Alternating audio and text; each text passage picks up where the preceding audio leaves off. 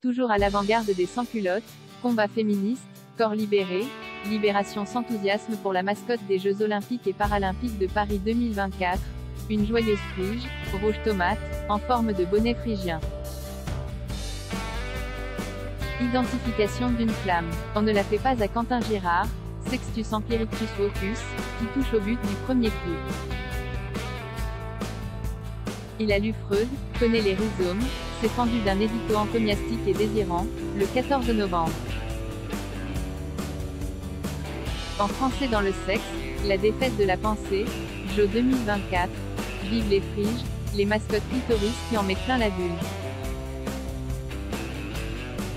Si les mascottes officielles des Jeux de Paris évoquent le bonnet phrygien porté par Marianne, nous sommes nombreux à y avoir vu autre chose, un clitoris. Et c'est une bonne nouvelle. Crochet ouvrant, crochet fermant, tout rouge et tout mignon. D'un point de vue anatomique, il semblerait que, collectivement, on ait enfin compris à quoi cela ressemble. L'assurance de jeu plus joyeux. D'un point de vue politique, il n'est ainsi pas désagréable que Paris se détache de sa sempiternelle tour Eiffel phallique. Mettons enfin de côté son bout piquant, pour une représentation de la capitale à la fois révolutionnaire, féministe et sensiblement plus collective. La bonne nouvelle et les jeux joyeux ravissent la mère Duchesne, Madame Sans-Gêne, Olympe de Gouges, Marie-Antoinette, le comte de Fersen et Alfred Kinsey.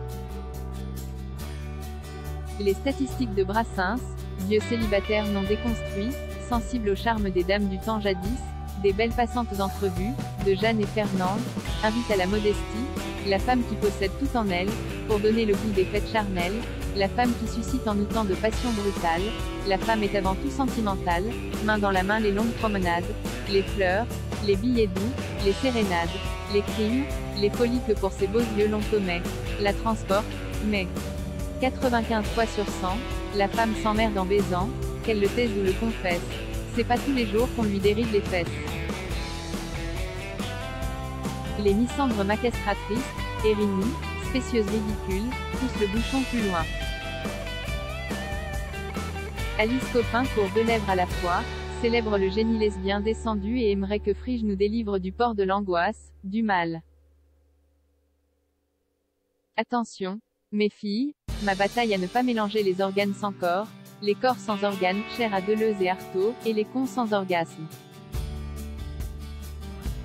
Les déclics, les extases, épectases, transverbération, le château intérieur, se niche aussi dans la tête, dans le cœur d'Angèle de Foligno, Catherine de Sienne, Thérèse d'Avila, Chapelle Cornaro de Santa Maria della Vittoria, à Rome. Les Latins ne pensent qu'à cela et les Françaises ont une réputation à défendre. Après Brigitte, célébrée aux fêtes de sa gloire il y a 60 ans par Dario Moreno, en 2024, Brigitte Bardot, Bardot. Le désir s'accroît quand l'effet se recule. Les monologues du vagin sont célèbres, Ramon Gomez de la Serna honore les seins, mais l'organe féminin triomphateur, aujourd'hui, c'est le clitoris.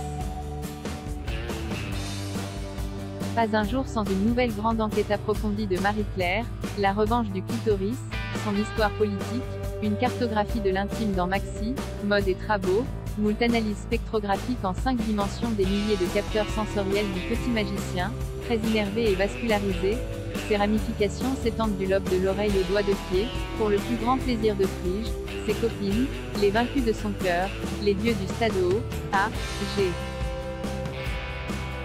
La première mascotte olympique, non officielle, c'était le skieur Fuss, aux Jeux de Grenoble, en 1968. Depuis 50 ans, Misha, Binduen, Phébos et Athéna, Akon et Christine, une farandole de marsupilamis improbables, ratons laveurs iroquois, pandas bienveillants, castors sympas, grizzlies végétariens, transmettent les valeurs de l'esprit olympique, l'excellence, l'amitié, le respect, le fair-play, d'Athènes à Chamonix, en passant par Berlin, Moscou et Pékin. L'essentiel, c'est de participer. On doit la célèbre devise olympique Sissus, Altus, Forcius au prêtre dominicain, Henri Didon. Le patronyme oblige. Reprise par le baron de Coubertin en 1894, elle a été complétée l'an dernier, public, plus haut, plus fort ensemble. L'école des flammes, 10e et médaille d'or pour tous aux Jeux Olympiques d'hiver. Après l'effort, le réconfort. En apothéose de la cérémonie de clôture de 2024, Java inclusive, tango fusionnel, explosif, entre Frige l'allumeuse et le flambeau olympique. La forme phalloïde de ce dernier n'aura échappé à personne. Est-ce une bonne nouvelle? Cœur lourd, corps sourd, doigts gourds, les fillettes et les hommes s'abusent. Ils ont pas le mine. L'érogène est fatigué, les mâles en panne n'ont plus la forme olympique. La concentration moyenne de gamètes dans le sperme a diminué de moitié depuis 50 ans. Moins vite, moins haut, moins fort. Tout s'en va, les plaisirs et les mœurs d'un autre âge, les rois, les dieux vaincus, le hasard triomphant, Rosafin des Sudons qui me trouve trop sage. Musset. Il faut entretenir la flamme du compromis historique, allumer le feu, un rien, un geste, un mot d'amour. Mary Slim, if you want me, just whistle. You know how to whistle, don't you, Steve? You just put your lips together and blow, to have and have not. Bacal, Bogart, Hawks.